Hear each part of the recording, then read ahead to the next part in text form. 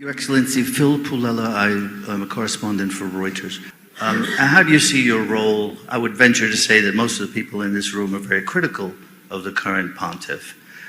So how do you see your role in talking to the Pope? Will you be seeing him while you're here? First, my relationship with the Pope, of course, he is the Peter of our time.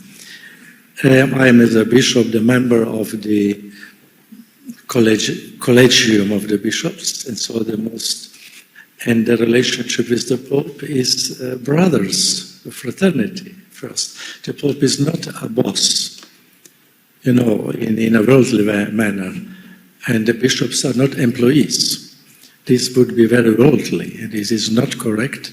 Our Lord Jesus Christ said to Peter, exactly Peter, and to the apostles, do not dominate your brothers. And so therefore the bishops must have the freedom also to speak to the Pope. Otherwise there is no true fraternal relationship. When I am not able, or when I am fearing that when I will speak even an admonition with reverence, of course, to the Pope to help him, then we have no fraternal relationship. There is no true collegiality. There is fear, and this should not be in the Church. And even Pope Francis, he sometimes called the bishops to have the paresia. It means this is a free speech, and he likes this. And this I try to do, but always in the respectful form. This is important. So, and when I am in my conscience as a bishop seeing some dangers for the entire body of the Church. We are a family. The Church is not an NGO, or we are a family. In a family, you can say to the father or to the elder brother, respectfully, also some admonitions. And this climate should be in the Church, but this is missing. I am seeing bishops are intimidated, many. They don't have the courage to say something, for the love for the Pope even. And this, when I am really saying this in all my conscience, it is for love for him, for real brotherly love. And I will tell him, Holy Father, I am your best friend. I have never prayed so much for no one in my life as for Pope Francis, really. And when I made some statements, even publicly, I did this for love for him, to help him, as St. Paul did to Peter in Antioch,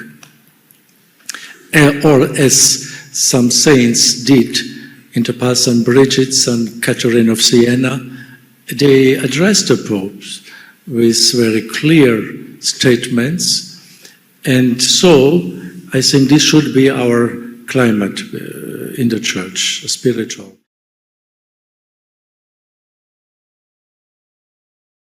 Yes, the dubia. Yes, I consider the dubia presented by the 5 cardinals, inclusively the present cardinal here, Robert Sarah.